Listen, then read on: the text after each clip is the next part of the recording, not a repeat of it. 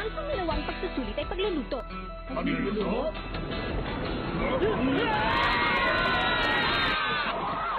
Sa edad na 21, dahil sa pagiging henyo, si Mench, ang pinakabata at naging pinakamagaling na gourmet hunter. Masyado siyang sumpungin at malupit. Dahil sa katakawan niya, ang lahat ng pagkain sa buong mundo ay natikman na niya. Pero hindi pa rin niya nalilimutan ang lasa ng mga ito. Ang masasabi ko lang sa inyo ay mag-ingat kayo sa lahat ng inyong gagawin. Ang susunod na pagsusulit, ang o-orderin ko sa inyo ay sushi. Ulitin na yan! Kaparehin mo siya! Ulitin! Ulitin! Ulitin! Kaparehin mo muna ha!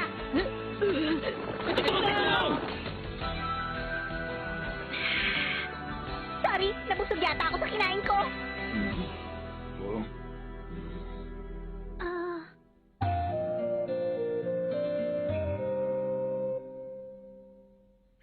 Pwede yun na. Seryoso ba siya? Huwag niyo sabing ibabagsak niya tayong lahat. Isa itong malaking kalokohan. Hindi to totoo. Hindi maaaring tapos na ang pagsusulit. Ba naman yan, di pwede to. Ang sabi ko'y wala akong pakialam. Basta sabihin mo na lang sa kinauukulan na lang ng sinabi ko sa'yo. Hindi! Ang resulta Pagdating sa pagkain, nasisiraan talaga ng bait itong partner ko na si Mench. Kuhara! Mabuti pang tumahimik ka na lang dyan. Totoo kaya talaga ito? Sa akin pa rin ang huling desisyon sa pagsusulit nito. Bakit? May reklamo kayo? Hindi ako papayag. Ako rin, isa itong kalokohan. Babagsak na tayo ng dahil lamang sa hindi tayo marunong magluto. Baka hindi ko mapigilan ang sarili ko sa baba ito. Naku, lagot. Sigurado itong isang malaking kaguluhan. Tama na! Basta hindi ko babaguhin ang aking desisyon. Dahil walang sino man sa kanila nakapasa sa pangalawang pagsusulit. Ah! Teka lang po, sandali! Bigyan niyo pa kami ng panahon! Anong ginagawa mong bata ka? Akin na nga yan! Kailangan ko po makapasa sa pagsusulit na to dahil kailangan ko makita ang aking ama! Ganun ba? Pasensya ka na lang, bata. Pero alam mo naman na ako pa rin ang tagapagbigay ng pagsusulit, kaya ako lang ang makakasabi kung sinong nakapasa. Maliwanag na ba sa'yo yun, bata? Oo naman. Kaya nga bakit hindi mo pa kami bigyan ng isa pang pagkakataon sa pagsusulit? Kapag sinabi kong hindi, hindi! Kaya tapos na ang pagsusulit para sa taong ito! Ano bang hinihintay niya? Magsiuwi na kayo lahat! Hindi ako makakapayag dyan. Hindi ko matatanggap ang sinabi mo. At uwi na lang isang talanan. Masyado naman yata ang madaling mapiko ng batang to. Ano? Alam mo, ang mabuti pa, subukan mo na lang ulit sa isang taon. Tumigil ka dyan!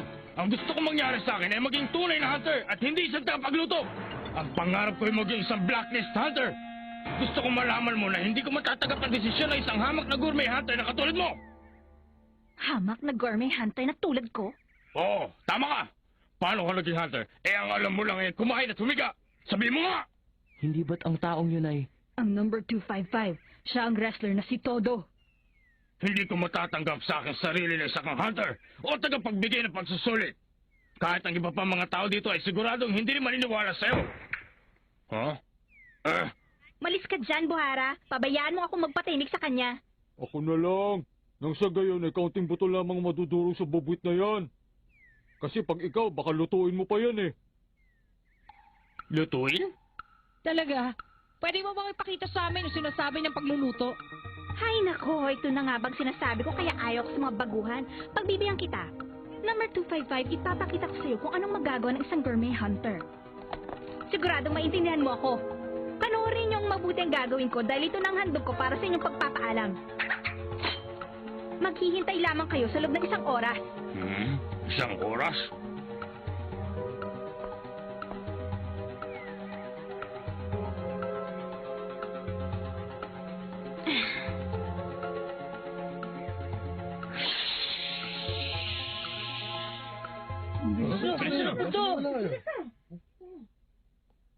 Lumilihis na yata ang takbo ng sitwasyon sa dapat itong puntahan. Lalo tuloy akong ginaganahang makita ang susunod na eksena. Ano ho ang gagawin natin? Binabaan yata ako ng telepono, mukhang mainit ang kanyang ulo. Masyado talaga matigas ang ulo ng batang yan. Sana hindi niya baguhin ang kanyang desisyon ng walang magandang rason. Pero sa tingin ko po ay hindi yata patas ang desisyon na ginawa niya.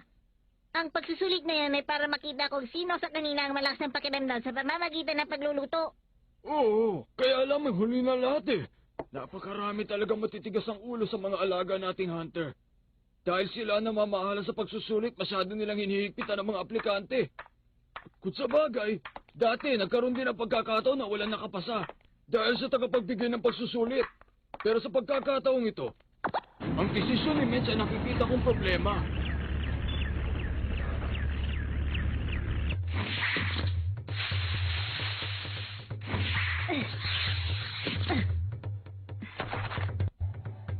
Sariwang-sariwa pa ito. Ang?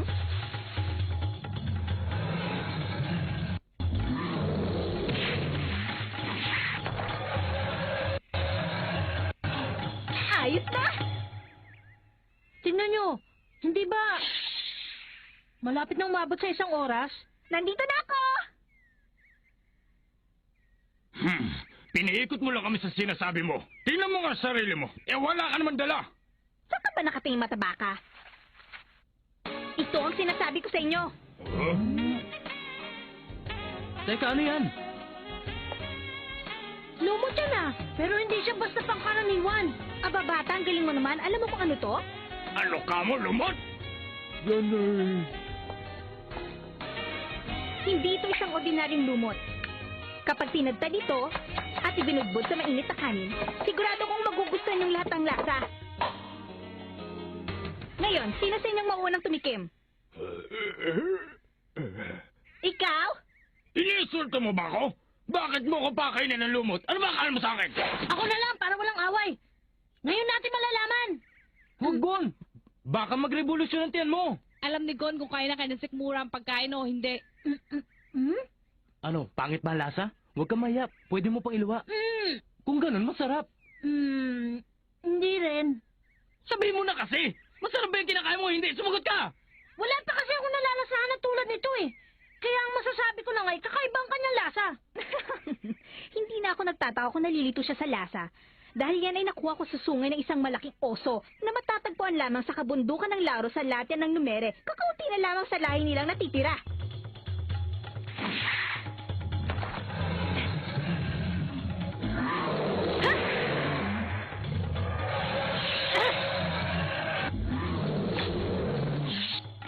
Bata, alam mo ba yan ang pinakabihirang putahe na kinababaliwan ng lahat ng mga gourmet hunters sa buong mundo? Kaya niyang patunayan na siya nga ang pinakamagaling na gourmet hunter. Teka lang, sandali. Ang sabi niya, pinuntahan niya yung Latyan. Hindi ba doon naubos ang halos kalahati ng mga aplikanteng kasabay natin? At hindi lang yun, nakabalik siya dito sa loob lamang ng 1 oras na wala man lang gasgas. Medyo mahusay siya ha. Ngayon, meron na ba kayong ideya tungkol sa mga gourmet hunter? Kailangan ko matikman ulit para masabi ko kung anong lasa. Tumigil ka na nga nakakakain dyan, bata! Baka hindi mo alam kung gaano kahalaga yan! Wala akong pakailan kung kaano kahalaga yan. Pagdating sa pagkain, ang inisip ko lang ay malagyan ng aking sikmura. Ang mga gourmet hunter na tulad mo masyadong maarte sa panlasa ay nag-aaksiyalaman ng panahon at ginagamit ang pagiging hunter. Wala pala talagang kasing kitid ang isipan mo. Ano sabi mo? Kahit na sino sabi na hindi makapapahid, ay babagsak mo ng ganun-ganun lang! Manda kang babae ka. Matapos ito ay kakalad ka rin kita papunta sa mga tagapamahala at sasabihin ko sa kanilang wala kayong karapatan dito. Gawin mo kung anong gusto mo. Tumigil ka, babae! Ikaw?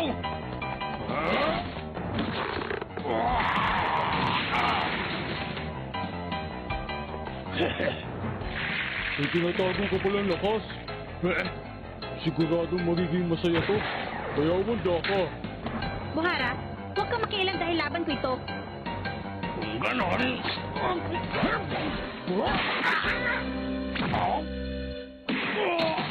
Ipagpipilitan mong sarili mo para maging isang blacklist hunter? Huwag mo nga akong patawanin. Pwede ba itigil mo ng kalokohan mo? Ang pinaka-importante sa lahat ay meron kang kakayahan sa pakikipaglaban. Panindigan mo ang pagiging hunter at masasanay ka rin dito. Miss Mensch, itigil mo na yan.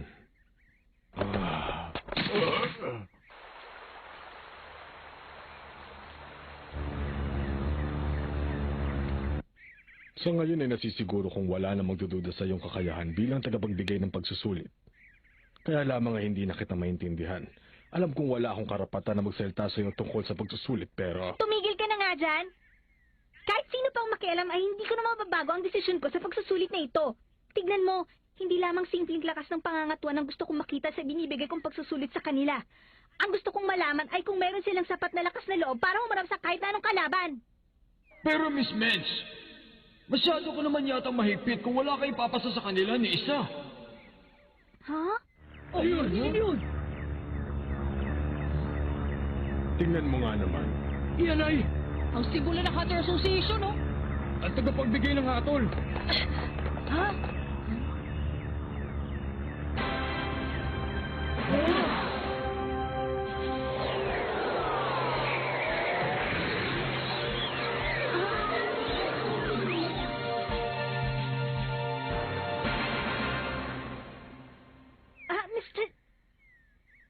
Mr. Chairman.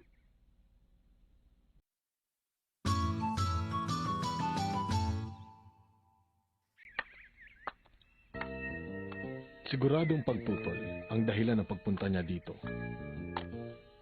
Teka, sino naman yung matandang yan? Tinawag siya ni Mensch na Mr. Chairman. Ibig sabihin, Napakataas naman ng tinalon niya. Ibang klase. Tama ka. Napakatibay ng buto niya sa binti. matagal na panahon na rin, Chairman Netero. Totoo ba yan? Siya ba? Mr. Chairman ng Hunter Association. Siya ang pinakamakapangyarihang tao sa lupuan ng Hunter exam. Talaga siyang pinakamagaling. Nakita mo naman, hindi ba? Ako ang pinakamataas sa lahat ng miyembro ng Hunter Association. Ako ang namamahala kapag gumugulo na ang sitwasyon, katulad ngayon. Hindi ba binibining... Ha? Opo, Tingnan niyo mabuti. Mukhang kinakabahan ngayon si Mensch. patunay lamang na importante talaga ang taong yan. Sa madaling salita, ang matandang yan ang magiging tagapagtanggol ng mga aplikante. Gusto mo mapatunayan kung talaga meron silang sapat na lakas ng loob para humanap sa kahit na anong uri ng kalaban. Tama ba sinabi ko, Binibini? Tama po yun. Ang pagtutol ko ay hanggang doon na lang. Dahil sa ganang layunin, palagay ko ay nabibigyan ko sila ng mas mahirap at mas nararapat na uri ng pagsusulit. Yun ang iyong palagay. Ang mga aplikanteng ito ay pinag-aralan mo lamang doon sa bagay na yon. Pagkatapos umabot ka na kagad sa konklusyon. Sa madaling salita, ang konklusyon mo ay wala sa kanila nararapat. Hindi. Dahil ang iba po sa kanila ay masyadong minamalit ang mga gourmet hunter. Hindi ako nakapagpigil. Noong oras na yun ay mayroon ding nagbunyag ng formula sa lahat ng mga kalok sa pagsusulit kaya nainis ako. Kaya naman hindi ko napigilan ang aking sarili at yun ang naging desisyon ko. Kung ganun, sa madaling salita, ay alam mong hindi patas ang ginawa mong desisyon. Tama ba ako? Opo, pagdating sa pagluluto ay hindi ko mapigilan ang sarili ko. Kaya hindi po ako nararapat dito. Pasensya na. Napakatapat mo talagang bata. Ang nakikita ko sa iyo bilang tagapagbigay ng pagsusulit ay problema. Pero nauunawaan kita kapag tinitingnan kita bilang pinakamagaling sa lahat ng mga gourmet hunter. Dahil naipapakita mo ang tunay mong damdamin sa pagluluto, Iha. Mr. Chairman, May naisip ako. Bibigyan natin sila ng isa pang pagkakataon. At ikaw pa rin binibining Mensch ang inaatasan ko sumuri sa kanila. Pero sa bagong proyekto, gusto ko sana ay makilahok ka sa kanilang pagluluto para may pamalas mo ang iyong galing bilang hukom. Gusto mo ba yun? Sa palagay ko sa gagawin natin ito ay makakasundo mo na lahat na aplikante. Ano ba yung Ayos! Kinabahan ako kanina. Akala kung ano na mangyayari. pero susubukan pa rin nilang kakayahan natin sa pagluluto at hindi ito magiging madali. Meron pang isang pagsusulit. Oo, di masaya ka na. Oo.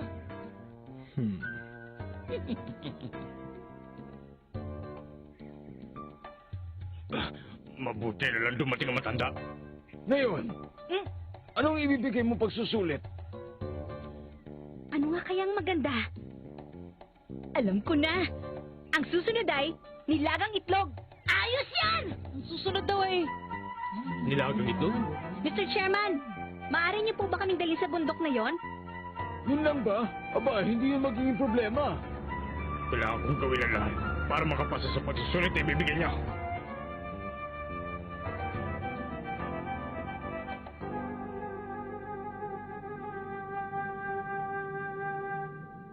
Nandito na tayo.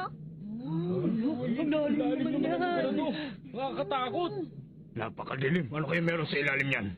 Huwag kang mag-alala. Sa baba ay merong malalim na ilog. Paano? Mauna na ako. Bumaba siya para kumuha ng itlog ng Spider Eagle. Dahil sa gitna ng biyak na yan namumugad ang mga yun. Ang itlog ng mga spider eagle ay nakasabit sa kanilang sapot para maprotektahan laban sa ibang uri ng halimaw na kumakain ng itlog nila. Isang itlog lamang ang kukunin niya at babalik na rin siya kaagad dito. Ganitong uri ng itlog ang ilalaga natin. Dapat ay maging maingat kayong lahat. Dahil ang ilog sa ilalim niyan ay masyadong malakas ang agos, dadalhin kayo niyan sa dagat na walang hintuan. Napakayabang talaga ng babaeng to. Sino ba naman ang may matinong pag-iisip na tatalo dyan? Ay, mabuti naman. Ganito talaga ang hinihintay ko.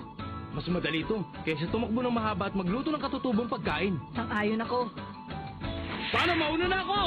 Ha! Ano pang hinihintay nyo? Ayun na! Eh kayong lahat, susuko na ba kayo? Kailangan din ng tapang para umayaw.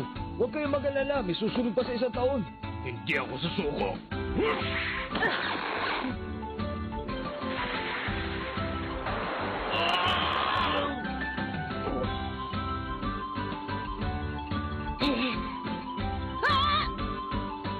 Sa akin ito, bata. Ano yun? Ha? Yung mga spider eagle! Ah! Tulungan niyo ako!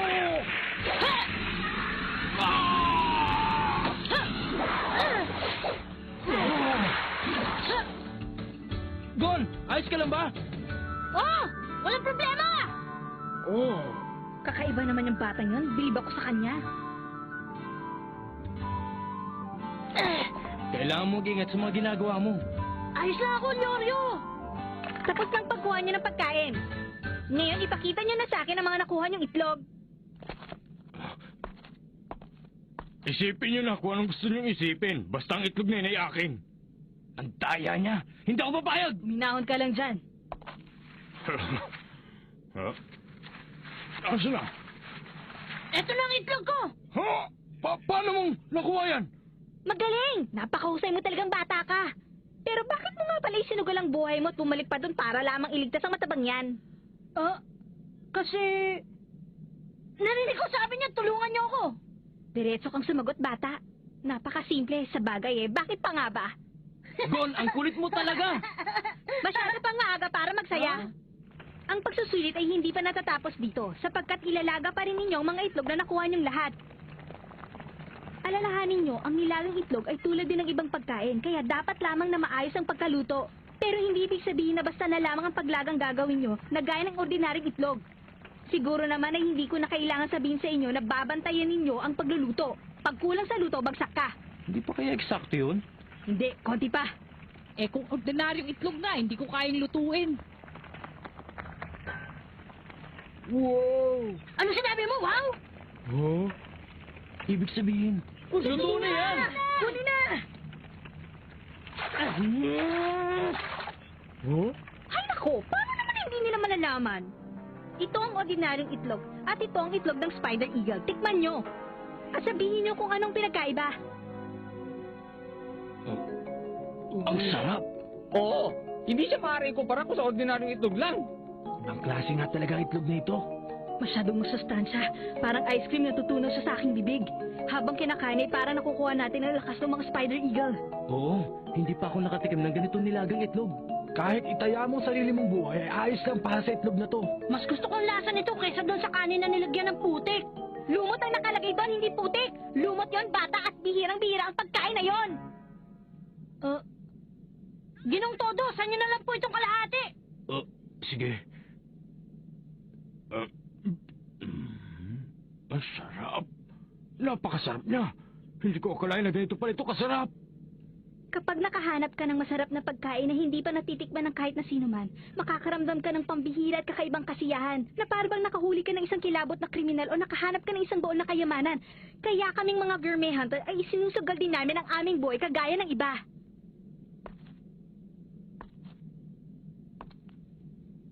Babalik ako sa isang taon. Ang galing mo naman! Nakakalimutan mo yata na ako ay isang henyong gourmet hunter. Kaya kailangan kong patunayan sa inyong lahat yon. Hindi ba, Chairman Netero? 42 tao ang nakapasa. Binabati ko kayo. Ang menu ni Menchi ay hanggang dito na lang. Yay!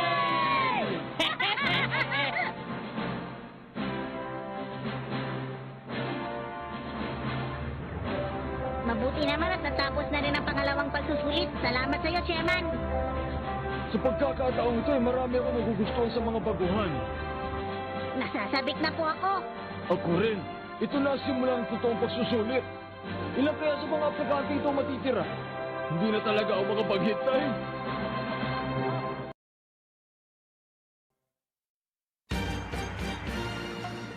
Whoa, I've never flown into the sky like this before. I better have a look around this airship. Next time on Hunter x Hunter. Exploration, guts, stowaway. Kilua, look at that!